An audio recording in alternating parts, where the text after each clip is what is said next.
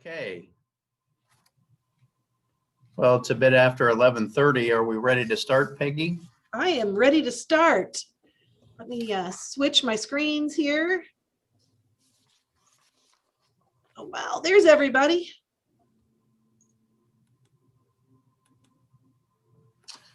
All right. Well, good morning, everyone. And my name is John Warner. I'm President and CEO of Brethren Retirement Community and also Chair of the Board of the Darke County Chamber of Commerce. And it is my privilege to welcome you all to our 2021 annual GroundHog Day event. As you know, we normally meet in person. However, as we have become accustomed to in the year of 2020, we are meeting virtually this year. And we are glad that 2020 is behind us, and we look expectantly into 2021 with hope and with faith and with the expectation that it will be a much better year than we experienced in 2020. So I do want to thank all of you for your chamber membership. I want to thank you for your support of our community, and thank you for all the businesses and organizations that you represent. Together it makes Darke County a wonderful place to live, work, and raise our families. Would now like to open the meeting, and we typically open our meetings at the Darke County Chamber with our Pledge of Allegiance. And so we will do that. The flag is on your screen. You can stand if you want. If you prefer to sit, since we're virtually, I think that would be appropriate as well. As we say the pledge, you will be muted, but I will recite the pledge and you can follow along. I pledge allegiance to the flag of the United States of America and to the republic for which it stands, one nation, under God, indivisible, with liberty and justice for all. Thank you. Would like to acknowledge our public officials that are with us today. It's a little bit difficult on Zoom to see who's here, but I will share who has registered. Representative Susan Manchester. So Susan, if you were with us, thank you for joining us today and for your work on behalf of the district. Ben Thaler, representing Congressman Warren Davidson's office. Thank you, Ben, and thank you to Congressman Davidson for his work here in our community. We may have a couple Darke County commissioners on. Again, it's a little difficult here to see with Zoom. And then Steve Willman, the mayor of the city of Greenville. So thank you, Mayor Willman, and the Darke County commissioners. So has been our practice in a number of years past, we have had a special guest. That special guest is Darke County Dave. If you know who Darke County Dave is, Dave is a local celebrity, and Peggy is going to introduce a video with Darke County Dave as well as Commissioner Matt Altman. So Peggy, I will turn this over to you, and you can share our video about Darke County Dave. Well, I just want to say thank you, John, for everything. When Sharon, before she left, we were talking about GroundHog Day and this event, and she mentioned that you all used to bring a pig to forecast the economic future for the year. And I thought, honestly, that was the craziest and the best thing that I had ever heard in my life. So I knew that we had to do whatever we could to bring Darke County Dave back. And so I reached out to Matt Altman, who had helped in the past, and he was a great help in making this happen. And so through the miracle of technology, we have Darke County Dave with us today. So please forgive Dave's puns, but we will see if we're going to live high on the hog this year. So let's check out.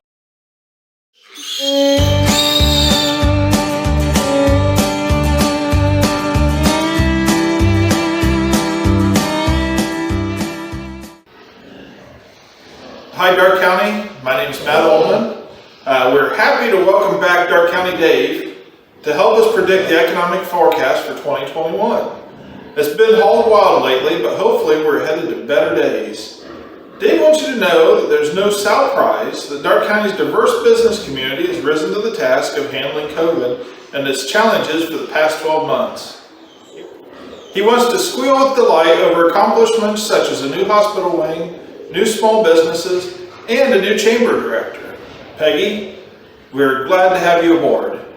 Dave has really done some handwork this year and pretty confident in his forecast.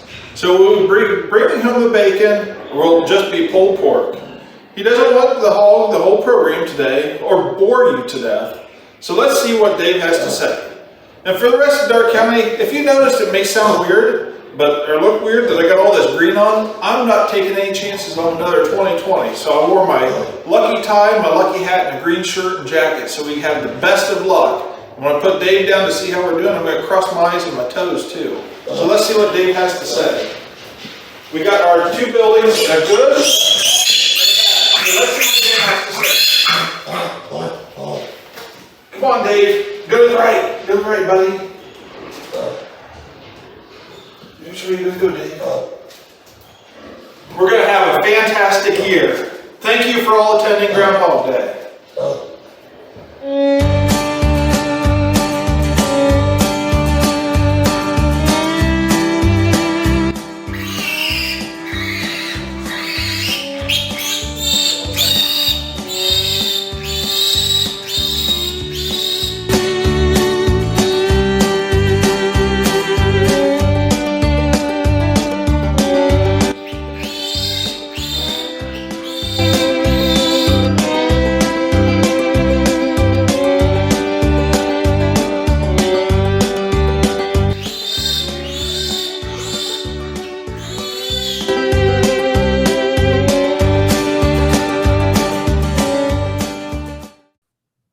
I just have to share. First of all, I forgot to put my top hat on before I spoke before. So I have my top hat on now. That Matt sent me that video, I don't know, a week or so ago or earlier this week. And the first 2 minutes was just him trying to wrestle with that pig with it squealing. And so I had to share some of that with you. It was pretty hilarious before he got it under control. So thank you, Matt, for doing that. And Jen Nick of Nick's Show Pigs. We hope that maybe we can bring that back every year now. So thank you. Very good. Well, thank you, Peggy, and thank you, Matt, Morgan Altman, and Jen Nick of Nick's Show Pigs for bringing us Darke County Dave this year. As you can see, Dave is predicting a good year for Darke County and Darke County businesses. And so we're going to take him at his word and expect that as well. As we begin our program today, I do want to acknowledge our sponsors. We have the event sponsors being Dayton Realtors and Premier Health. Our gold sponsors are Darke County Media, GNB Banking Centers, Greenville Federal, Park National Bank, Phelan Insurance Agency, and Wayne Healthcare. Our silver sponsors are 360 Health, Brethren Retirement Community, Dave Knapp Ford Lincoln, Family Health Inc., Fifth Third Bank, Innovative Office Solutions, Mercer Savings Bank, Midmark Corp., Norcold, Reed Health, Spirit Medical Transport, State of the Heart Care, Walls Brothers Asphalt Company, and Whirlpool Corporation. We want to take this time to acknowledge our sponsors and say thank you very much to all of those businesses who not only have sponsored this event, but do wonderful work throughout the Darke County community. And so now we'd like to bring to the podium, so to speak, Sharon Geier. Sharon is the president of the Dayton Realtors. And Sharon, if you'd like to share a few words from Dayton Realtors. Yes, good morning. Thank you so much for inviting me. And I want to let you know we're very proud to be a sponsor for your event. I have some remarks if you would like to hear about what we're seeing in the real estate market in Darke County in particular. 2020 was a great year for you, and there was a huge 9%, not 90, unfortunately, 9% increase in the number of sold properties last year versus 2019. And we also saw a 13% jump in the average sales price. It was a similar scene for the median price. which was about a 10% jump. When Ohio locked down in April and mid-April, and actually more like March, but going into mid-April and May, then our sales started to pick up again, and you ended up beating the 2019 figures. Interesting, the new listings in Darke County for the year beat 2019 numbers, and that was unusual because looking back at the inventory, there was a lack of inventory in the Miami Valley. So seeing that positive number for you was good news. It didn't beat last year by much, but it did make that improvement and that increase. We were lucky that early on in the lockdown, the state deemed real estate as an essential business.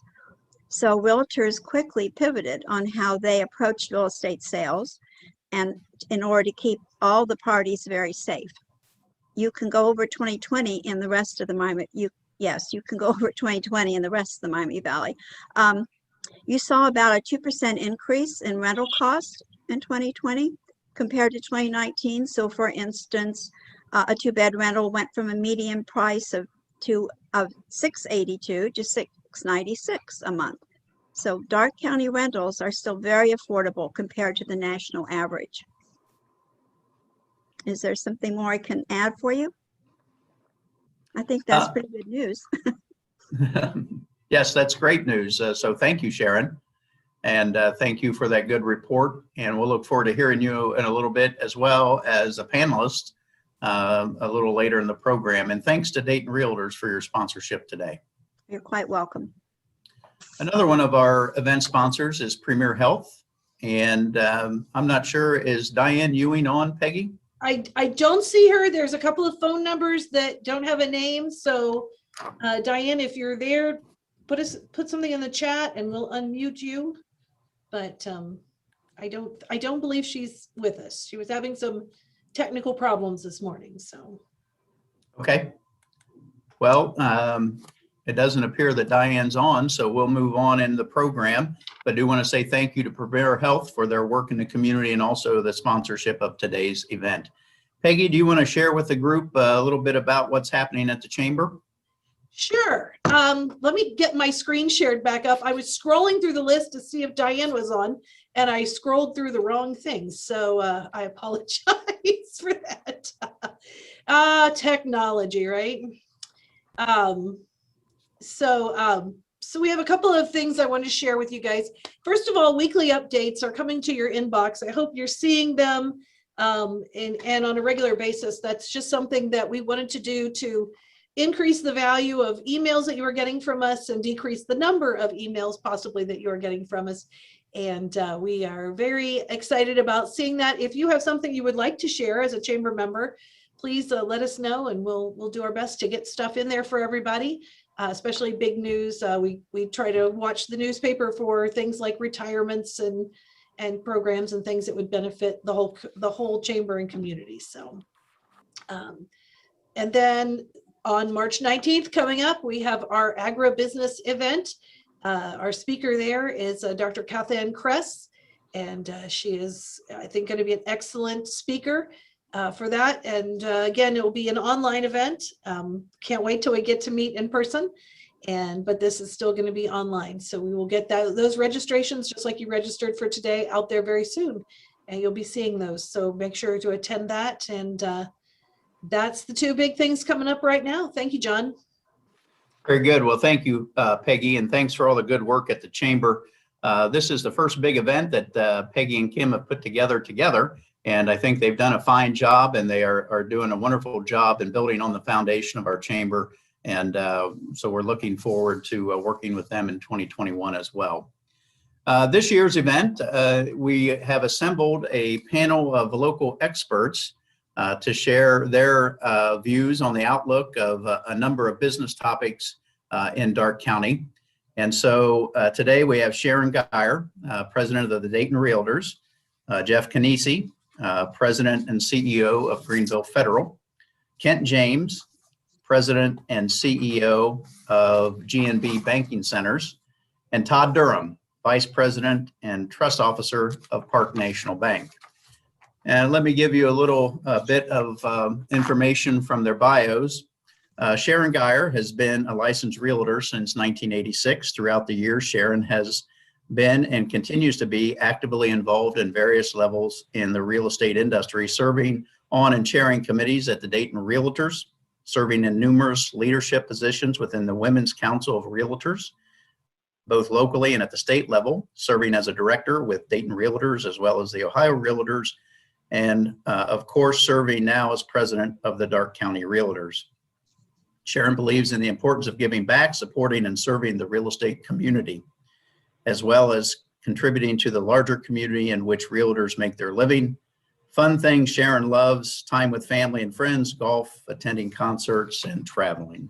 So welcome, Sharon. We're glad you're with us today on the panel. Thanks so Jeff much. Kniese has been president and CEO and board member of Greenville Federal, a $220 million community bank headquartered in Greenville since May of 2009. He previously held several executive positions at large publicly traded banking companies. Jeff holds a BS degree in finance from the University of Southern Indiana and economics from Western Kentucky University, and is a graduate of the American Bankers Association National Consumer Lending School in Oklahoma City, Oklahoma. He currently serves as treasurer and a board member of the Greenville Rotary, as a member of the Government Relations Committee of the Darke County Chamber, vice president and board member of the Greenville Community Improvement Corp, immediate past chair of the Edison College Foundation Finance Committee, and current board member of the Darke County Bankers League and past chair of the Ohio Bankers League Service Board. He is currently active in assisting the Darke County United Way, the Darke County YMCA, the Friends of Bears Mill, and Friends of Harmon Field in Greenville, as well as Troy and Tip City Chambers of Commerce and the Arbogast Performing Arts Center in Troy. He was a 2002 recipient of the Unsung Hero Award presented by the Center of Philanthropy at Indiana University. This award was presented to only 5 individuals throughout the state of Indiana in 2002, and Mr. Kniese is the second person from Evansville to receive this designation. Kent James is president and CEO of GNB Banking Centers. He started his career at GNB in September of 1985. Kent is a lifelong resident of Darke County, a graduate of Greenville High School and the University of Cincinnati with a BBA in accounting. He is also a CPA. Kent has participated with many nonprofit organizations and trade associations over the years. Currently is director and legislative committee chair of the Community Bankers Association of Ohio, president of Darke County Community Improvement Corporation, member of the Greenville CIC, Edison Foundation board member, member of the Chamber's Legislative Committee, director of the Coalition for Healthy Darke County, member of the Member Advisory Panel for the Federal Home Loan Bank of Cincinnati. He and his wife, Lynn, reside in Ansonia. They are the parents of 2 adult sons. Todd Durham, vice president at Park National Bank, has spent nearly 2 decades finding the right tools and options for his clients. He's worked tirelessly with Park National clients to understand their goals and helps them create and implement a plan designed to reach the retirement they imagine. He earned his bachelor's degree in political science at DePaul University and is a graduate of Capital University Law School. Todd is also a registered attorney at law in Ohio. He has been very engaged in serving his community in many capacities. He is president of the Versailles High School Athletic Boosters, vice chair of the Wayne Healthcare Board of Trustees, and Western Ohio Education Foundation. Todd is also a board member of Big Brothers Big Sisters of Shelby and Darke County. So on behalf of the Chamber, we do want to say thank you to all of our panelists, and we will look forward to your answers and the dialogue that we have today about the outlook for Darke County and our state and nation. So again, thank you to our panelists and welcome. We have some questions prepared, and I will be the moderator asking the questions of the individual panelists. And if the panelists would like to add anything to that question, please feel free to do so. If any of the attendees have a question that they would like to ask, just type that in the chat box, and Peggy and Kim will be looking out for that, and then we'll make sure that gets implemented into the program. So let's go ahead and begin. And our first question talks about the local economy. So this will be for Jeff Kniese. And Jeff, how would you categorize the state of our local economy here in Darke County? Thanks, John. I appreciate this opportunity. I would like to thank Peggy and Kim for putting this on. These are unusual times for sure, and the format is a little different than what we're all used to, but I just appreciate their efforts. And regardless of the things that we're dealing with that are out of our control, I just want to make sure that we all continue to support our local chamber. With that said, the best way I would categorize the state of our local economy is steady. You look at our local unemployment rate, job openings and such, that there's still a lot of opportunity there for those wanting to be employed. And I think we've been very fortunate that we haven't had a significant downturn as other areas, unfortunately, of our country have experienced. So steady probably would be the best way for me to describe that, John. Very good. Well, thank you, Jeff. Anyone else want to add anything to Jeff's comments? I'll just chime in, John. This is Todd, Durham. And again, thank you also to the Chamber for the opportunity to speak today. Briefly, I'll digress just a little bit. I can remember the couple, maybe decades, a little over 2 decades ago, or around 2 decades ago, when I was chairman of the board, and Sharon launched this GroundHog Day breakfast. And I will tell you that I'd much rather have had the video version than live Dave in the dining hall at Romer's. That was a little bit of an anxious moment, to say the least, but it was also a lot of fun. So I'm glad that is renewed.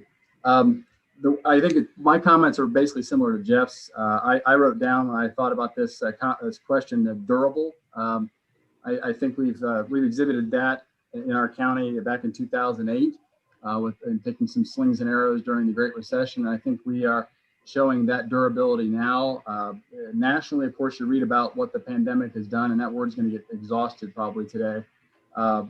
Nationally, the hardest hit industries are related to hospitality, restaurants, hotels, airlines, of course, things where people gather. Fortunately, our largest employers in the county, taken from the Chamber website, the top 3 are Whirlpool, Midmark, and Greenville Technology. Those are not directly tied into those industries, of course. Now they have some challenges, all of us do, but and a lot of those come down to supply chain disruption and things related to the pandemic globally. But I would concur that I think steady is a good word, and durable is a good word, and I remain relatively optimistic.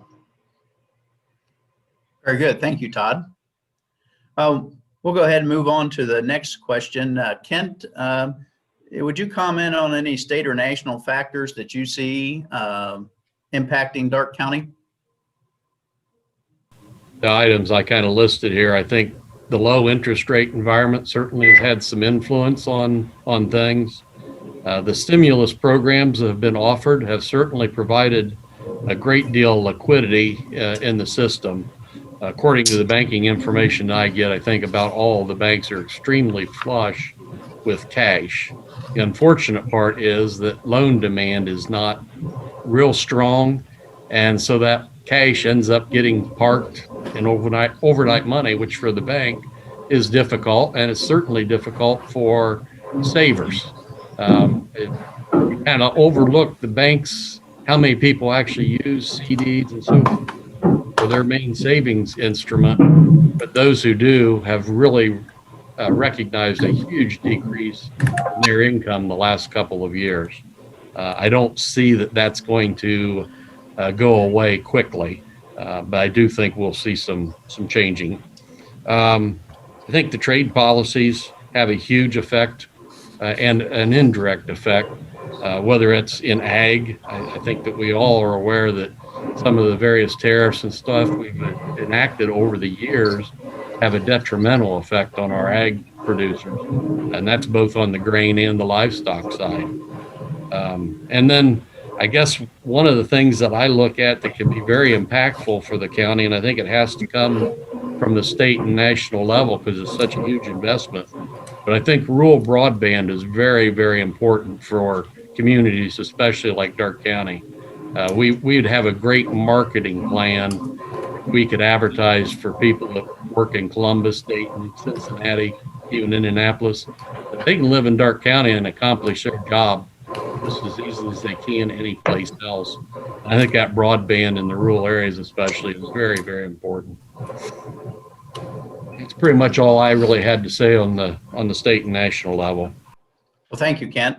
And I would concur with your comment about the broadband. Very important to see here in the rural area. Would be very, very helpful. So thank you. John, Kent, we were having a really hard time hearing you. So if you speak again, I don't know if you can up the volume on your microphone. I saw a lot of people leaning in to hear. So yeah, thanks. Thank you. Sharon, Kent mentioned the level of interest rates. What impact have you seen that have on the real estate market? Well, it's been a continuing impact, and really, I don't see it changing anytime soon based on what the Fed is saying. And it definitely makes creates a lot of interest from the buyers who want to get something while they can have that opportunity.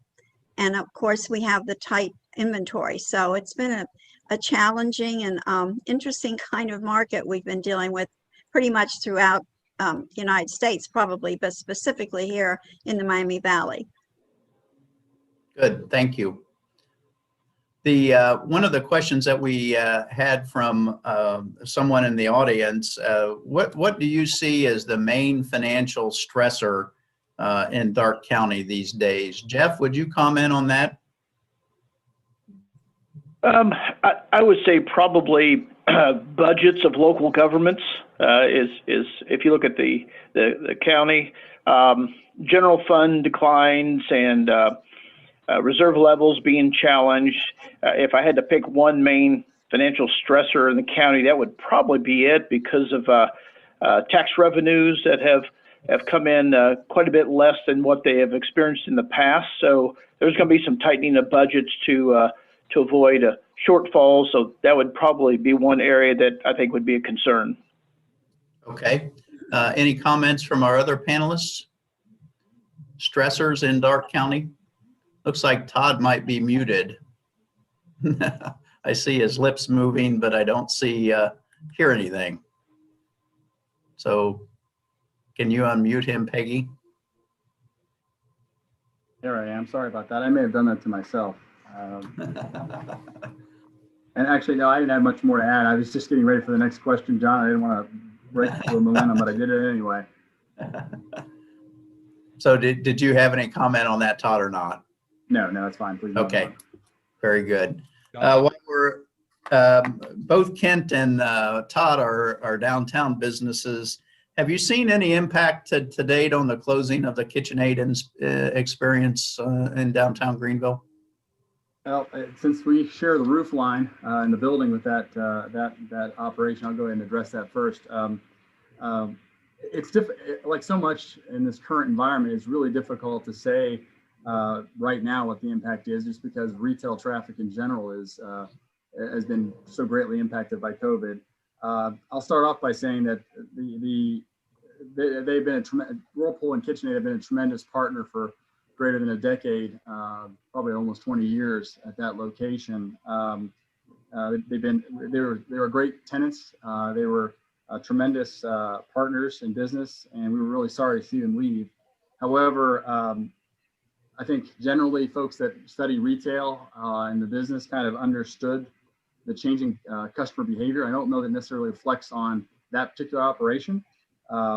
Retail environment across the country and the globe has changed so dramatically. It would be, it's just that particular type of space and use has evolved. And I know certainly we saw a decrease in foot traffic for a while, just based upon observations going to work every day. At least I did. Nothing scientific to that. So I think it can be an impact, but I also think, again, I'm an optimist by nature. I think there's an opportunity there. The space is a tremendous location, and I hate seeing open windows, but I think it's a tremendous location for other businesses that can capitalize on what I think is the new retail or business experience, and that's to provide an experience for shoppers, unique, and I see a lot of that downtown. I think the unique boutique type and service-oriented opportunities, it's a great space for that. So I hope to see some progress there in the near future for the greater good of the downtown Greenville situation. Good, thank you, Todd. Kent, would you have anything to add? I pretty much concur with what Todd said. And can you hear me better now? Yes, a little bit. I've tweaked it all I can at this point, so I'm not sure what's wrong. I've been playing with this microphone for the last couple of days, so I apologize. I agree where Todd has stated that under the current conditions, it's hard to say is the reduced traffic downtown a result of KitchenAid, or is it just the COVID situation? I will say I was over at the other side of the building earlier today and looked south, which I can see the 2 blocks of Broadway, and I counted 7 cars at 9:45 on Broadway. And normally on a Friday morning at 9:45, even in days when we've had snow emergencies and the streets are covered, you'll see more than 7 cars in that stretch. So I certainly think that people getting out and about has changed somewhat right now. And I think I've noticed that more in the last 6 or 7 weeks than I had previously. And I've read some articles that some of the social sciences, they believe that we will see a little bit of this going into the spring because people get more resistant at putting themselves to risk when they see light at the end of the tunnel being the application of vaccines. So I thought that was an interesting thought because it seemed like last fall people had kind of gotten a little bit more out and about. Of course, you know, most generally people are wearing the mask, although I have noticed the last few weeks, I think that's fallen off around Darke County. But I just think that we're at that stage now. People are going to be a little more cautious, thinking, okay, if I suck it up for another 6 or 8 weeks, I'm going to get the shot and I'm going to be much safer. Good, thank you, Kent and Todd. Sharon or Jeff, anything to add to the question about downtown Greenville? My only comment would be KitchenAid is just a unique destination. And I think as we compete with other communities around us for foot traffic and others to come into our town and help our local economy, to have something unique like that is pretty critical. And so I think it's a big loss because it was a destination point for a lot of people. I'd see buses downtown bringing in people, and that helps out our local restaurants and shops in addition to KitchenAid. So the uniqueness of it is something I think is going to be sorely missed in our downtown, but hopefully we can maybe have some go in there that will really kind of get that back to where we bring more people in from out of the town too. Good. Yes. Thanks, Jeff, for that additional comment. Let's change our focus here a little bit and move to the real estate market. And Sharon, I'll direct this question to you. In your intro, you had mentioned about 2020 and the statistics here in Darke County. Where do you see the market going in 2021? Well, at this point in time, everyone is looking forward to a continuation of what we've been experiencing in 2020, at 2019 as well, with interest rates continuing to be low and the demand from buyers with the low inventory. I think things are going to continue pretty much on that track for the foreseeable future. Most people are optimistic about how it will continue. There is some hope that with the building going with home builders being involved with properties making them available, that can help ease that tightness a little bit. But again, it's kind of a gradual process, but we're looking forward to another good year. Good. That's encouraging to hear. And certainly, as we talked about, level of interest rates are very attractive right now to be able to for affordability. I'll direct this to Kent. Do you see much new construction around in Darke County happening here in 2021? I'm seeing some, but certainly not to the level that I've seen in some other communities surrounding us.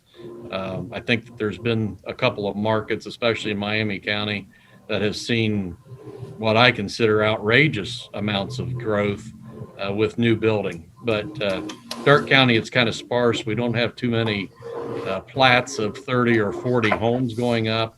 I know the Versailles project they have 2 projects in Versailles, and they are selling some lots and all. But the last time I was over there, it seemed like construction wasn't just going gangbusters. It seemed like 1 or 2. It wasn't like there were 8 houses going up at one time. So I think it's decent. I think the biggest thing is going to be costs going forward. I had a young man tell me just yesterday, he's looking at adding a 2-car garage to a house that he built 6 or 7 years ago. And he said, the quote, and he said, this isn't an extravagant garage. It's not heated concrete floors and all that kind of stuff. But he said the quote is $94,000 for a 2-car garage. I had another young man who was doing an 1,100 square foot addition to his home. And this isn't high-end appliances or anything. It does include a kitchen and 2 baths. But the quote came in right at $400,000 for 1,100 square feet. Oh my. So Yeah. I think the prices and the fact that everybody's so busy, they can try to command as much as they can, and you can't blame individuals for trying to make what they can when they can, because that might not exist 2-3 years down the road. Jeff or Todd, do you have anything to add to anything on new construction that you're seeing? Go ahead, Todd. Okay, well, no, I really can't speak to new construction. I was hopeful for it, and I guess if you don't mind, John, I'd ask a question of Sharon, or her opinion anyway. I don't know if it's appropriate for panelists to ask questions of each other, but nationally, I read about this trend for commuting, the technology allowing folks to work remotely has changed some habits in home buying. Is that an opportunity for a rural area such as ours, given the circumstance? And I think it's an opportunity, but do you think there's a trend that we could capitalize on to try to attract that type of urban, otherwise would have been an urban resident? I do think that could be an opportunity for you, because there is definitely a change of perspective on why we move and where we move, because people can work from home, and they are looking at that as an opportunity to get away from the urban areas in many instances and getting into more of a hometown feel. So I would anticipate that could be a draw for you. Again, no crystal ball, but it's looking that way because the buyers are looking at even moving into the suburbs from the urban areas just to obtain a home that has more spaces to it, so they can have their home office there. And we're seeing that kind of a trend as well. So I would keep my eyes open for that opportunity. Thank you. Jeff, did you have comment on the? As far as construction, no, John, I just think it'd be great to have more of it, but Sure. No, I think Thank you. Sharon, I'll address this back to you, and Kent teed it up a bit, and that was construction cost. We've read where lumber prices, of course, are up. What are you seeing throughout the Miami Valley relative to that? Well, you're correct. The lumber prices have gone up, and as well as the other expenses related to building. And it has had some impact because, of course, that increases the home price. And we're hoping that we will begin to see some more affordable homes coming on the market from the builders. But they do have to deal with a lot of the impact of COVID, which is increase their prices to do their job too. So it's a kind of a balancing act right now. So we really have to just watch and monitor and continue to hope that things can improve as we move away from this COVID. Sure. Thank you. Let's move on to employment in the community. And I'll direct this question to Todd. How do you see the local labor market? Well, it kind of comes back to the list of employers we have. I still think there's some opportunity there. We still have a pretty resilient manufacturing job base here in Darke County. Statistically, we're not the worst off for certain. As of December 20th, according to the Job and Family Services numbers, Darke County was at 4.2% unemployment. And then I always look at Mercer County just because we often compete with them and we're similar. They're at 3.0%. Nationally, the unemployment rate dropped a little bit this morning to 6.3. But unfortunately, the jobs report was pretty minimal, 49,000 jobs added, which was far below what was hoped for. So we've been resilient so far in the county. I still see, and I hear anecdotally that folks, they're looking for employees if they can meet their expectations. Their opportunities are out there. I'm concerned that we're still, like many of us are, the stimulus has a lot to do with maintaining this. It's going to, what the existing package and the possibility of another one may help, because that has to be, I think, has to be part of the process to keep the economy going at this point. So reasonably optimistic, I guess, is the word I have here. Even food processing and agriculture seem to be maintaining, and those have been hit hard in some other areas where food processing have been hit hard by the pandemic. So I think we're doing pretty well. Very good. Thank you.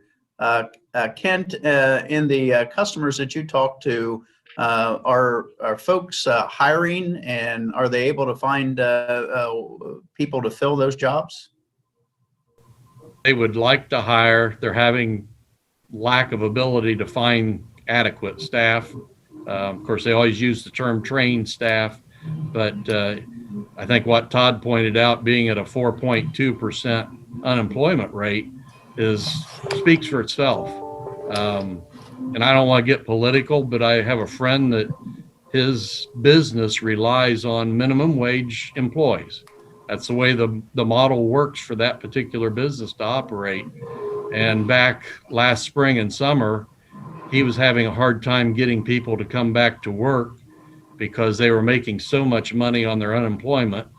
And now when we start compounding that with the potential of a huge increase in minimum wage, I'm fearful for our local community on how that affects us, because $15 in New York City isn't the same as $15 an hour here in Darke County. So I guess that's my biggest concern. I think our customers are somewhat concerned in that regard. A lot of people are using the same old thought that we just hope that it won't happen or it'll be modified. The only problem is the chairman of our bank board has reminded me on several occasions that hope is not a plan. And I've kind of got that written down as my mantra every time I say hope, because we make that comment, and I'm not sure we really take it seriously enough to how much that's not a good program to be trying to follow.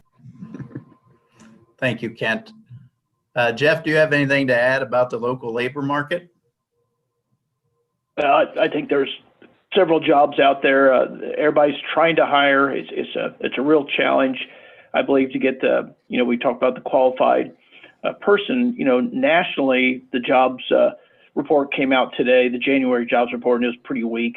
But locally here is what we really should focus on, because like Kent said, as far as the minimum wage, it's just affects the economy different here than it would in a much larger metropolitan area.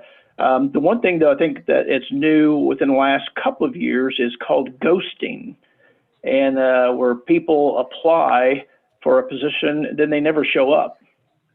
And that is something in my career I've never experienced or understood. Now that I'm kind of hearing about this, but I have several manufacturing company customers that have experienced ghosting, which is just a new phenomenon that, again, I don't think we've ever really experienced in the past. At least I haven't. But there are jobs here. There's, if people want to work and people are willing to take on that position that's open, there's jobs available. Yes, thank you, Jeff. Sharon, have you seen the employment market impact on the real estate market? As far as realtors, well, it's hard to say because our market has remained strong with the buyers out there. And there's always some concern because of the rising home prices that at some point there may be issues with people not being able to keep up with their payments if they happen to lose their job. So it's a tricky situation to be in, truthfully. I think for the most part, if things don't get too much worse on the unemployment section, we'll be okay because, people usually make wise decisions. But yeah, that's going to be something that could impact our market quite a bit. Yes. Yep. Thank you. We will we'll change over to agriculture. As you know, Darke County certainly we are quite large producers of agriculture in our community. Usually one or two in the state of Ohio. And I'll ask this of you, Kent, again. How does the ag market look for 2021? Right now, it looks pretty good. Prices really jumped up in the last 6 weeks. The grain farmers are very happy about the situation. Unfortunately, sometimes things like that hurts their marketing programs because when they see that rapid increase, they start thinking, well, I shouldn't market too much of my future grain because prices may go higher, instead of locking in prices for future delivery that they know they can make a profit at. And so everybody uses that word hope as their plan that, well, we hope it goes higher. We won't contract as much as we can because some of them got a little hurt last year. Some of them wish they hadn't contracted as much and were able to pick up on that big increase right at the tail end of the harvest season. But it's a lot better to have one bird in the hand than maybe two in the bush. And unfortunately, I think psychologically it affects them differently. Of course, they're always at the mercy of weather, and who knows what 2021 is going to bring. 2 weeks ago, it looked like we were going to get through winter pretty smoothly here in Darke County. And now all of a sudden we're going into the deep freeze for 2 weeks. So disappointed to see those -degree forecasts. Right. Todd or Jeff, do you have any comment? You talk to customers I know that are in the agriculture industry. Any comment there? Only that I kind of miss some of those interactions. They've been a lot less this year, and it's been a quieter winter than I'm accustomed to. So what I have heard is similar to what Kent's saying for the few that I've been able to chat with. But yeah, I think one of the toughest things about my job this year has been the lack of just a coffee shop type chat with some of my clients. We get to chat, but it's not nearly the same and as frequent this time of year. But yeah, I think I'm more optimistic about things. I also hope that I'll say that I'm a free market person, so I'd like to see some scrutiny on the tariff program that did exist that I think had a negative impact on our local farm community. The tariff battle with China, I don't know that I saw the wisdom in that like some did. That's my opinion. So I'm hopeful that some of these things can be rectified. And I think optimistically it looks like they are just based on my commodity prices. So I'm hopeful for a very good year for my friends that I miss chatting with. Very good. Kent, I just wanted to jump in. This is Peggy. I apologize for the deep freeze. It's my fault. I said to my husband the other day, we've had a mild winter, so it's entirely my fault. All right. We were looking for someone to blame. So thank you, Peggy. We'll talk about that later.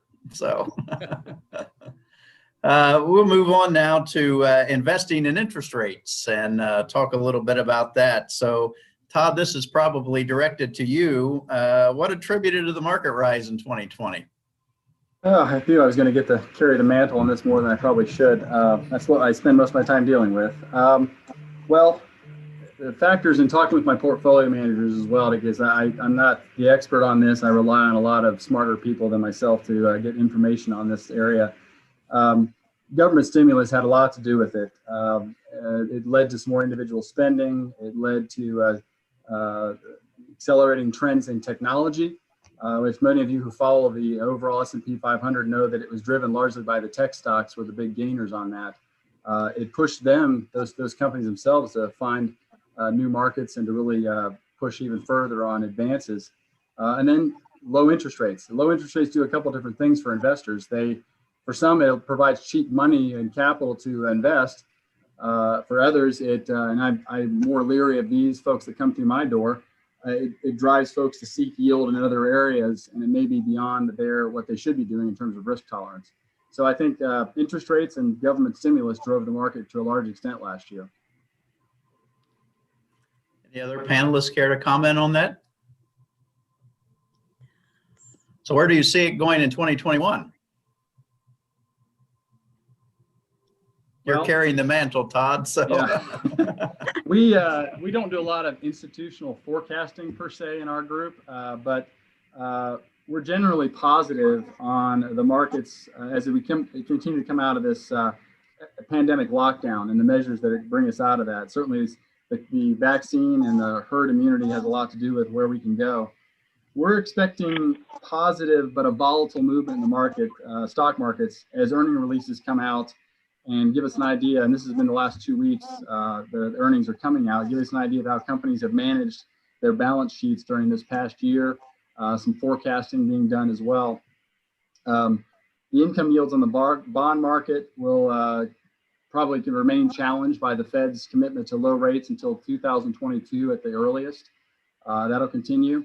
But we spent a lot of time even looking at last year still, because last year was fascinating from a stock investing perspective. We spent a lot of time looking at price to earnings ratios, which is the price of the stocks over their earnings. And the first three quarters of last year, they were actually, frankly, disappointing earnings. And the price to earnings ratio ballooned for the overall market. And we saw something that we haven't seen since 1987 when Black Monday occurred. At the peak of the lockdown, if you want to call it, or the trough of the lockdown, the market dropped 34%, the S&P 500. We still ended up in positive 18.4% for the year. So that's a pretty remarkable swing that all of us experienced, and none of us necessarily would have predicted. From our standpoint, it tells us why, as institutional investors, we don't try to market time. We stay in, just adjust our allocations. But it was just, in every sense of the word, a remarkable year last year. So I guess put a bow on that. We're cautiously optimistic, but we expect more volatility this year, as we saw even last week. thank you, Todd. Jeff, I'll direct this to a question, and Sharon as well. Where do you see the level of interest rates going over the next couple of years? So Jeff or Sharon? Well, Sure, I'm sorry. Oh, I'm sorry, that was bad moderating. Sharon, go ahead, please. Okay. Well, I think we're still anticipating that they're going to stay in the low range pretty significantly, because we're basing that, of course, on what the Fed is saying, that they're going to keep the interest rates low. So that's why we're anticipating a market this year that's pretty similar to last year, with the lower interest rates, interest from the buyers, and the tighter inventory. It's going to be another challenging, but hopefully a good outcome year. Good, thank you, Sharon. Jeff, what are you seeing at Greenville Federal? Really the same thing. We're expecting rates to remain low for the next couple of years, and that's primarily per Fed comments that we're watching. So I kind of expect them to remain low for the next couple of years. Good. Do any of you, maybe Todd or Jeff, do you see inflation on the horizon? Todd?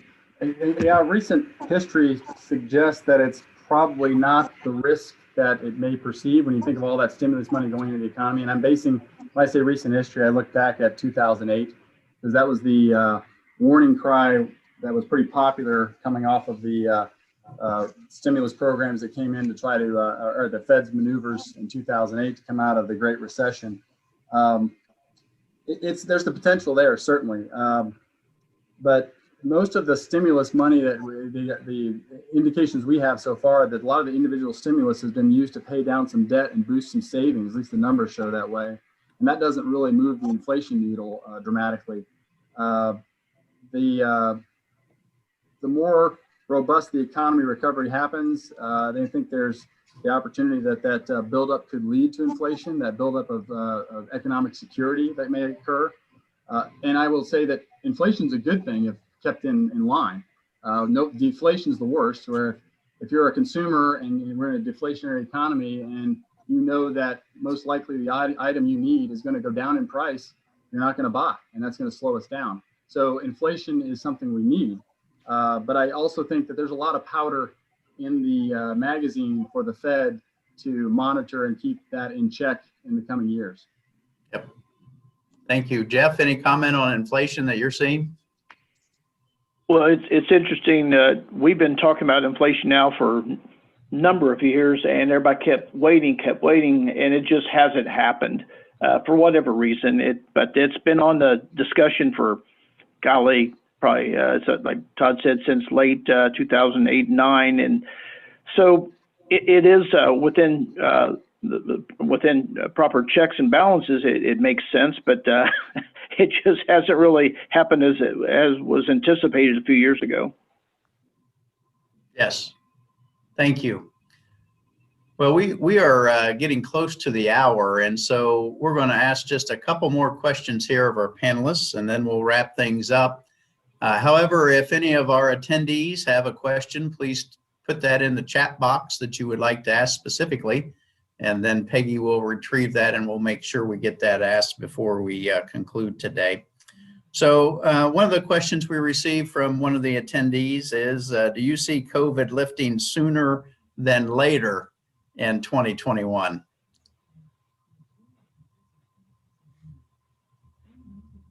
Anyone want to tackle that? COVID lifting sooner than later?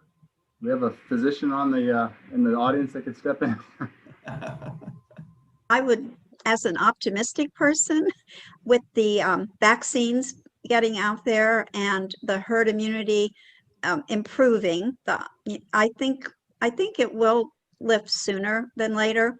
But again, you know, life does what it does. But I would, obviously, we'd love to see it lift, but I think it will happen sooner rather than later.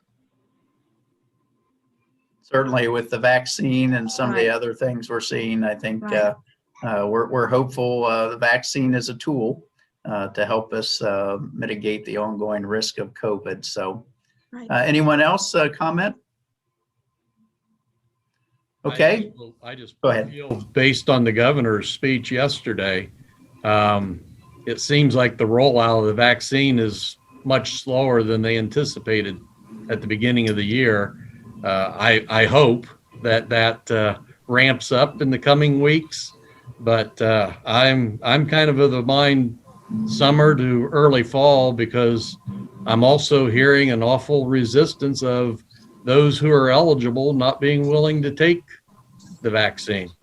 And I think that's going to cause a delay, because if that happens, people are going to start getting freer with their personal lives. They're going to be out and about. It's going to be transmitting again.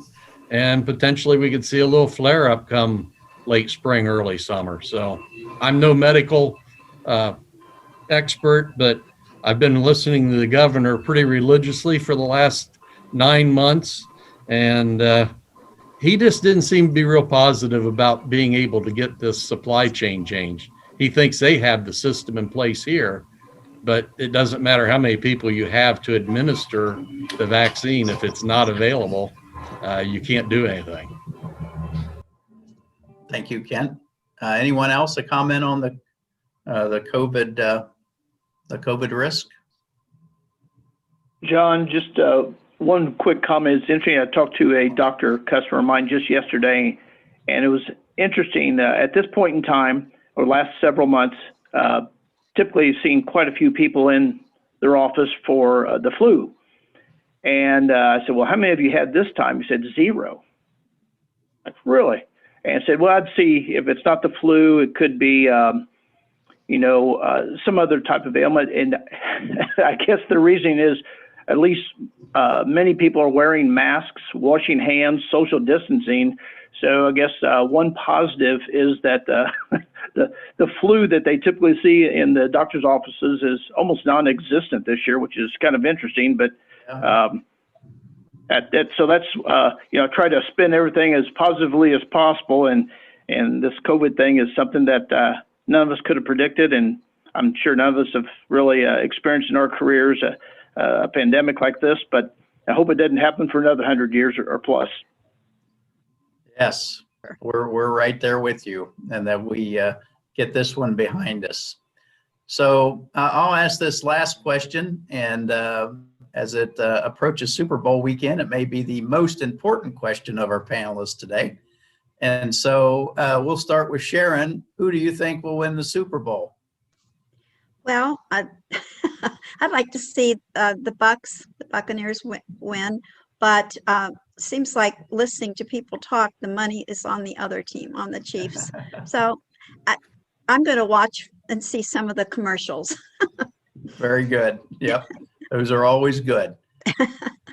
Thank you. Todd, who do you like? Well, as a lifetime Pittsburgh Steelers fan, I cannot bring myself to root for Tom Brady. As much as I respect if I were putting money on it, though, it'd be awfully hard to bet against him. And I always tend to root for the cold weather teams too. So I'm going to be rooting for the Chiefs.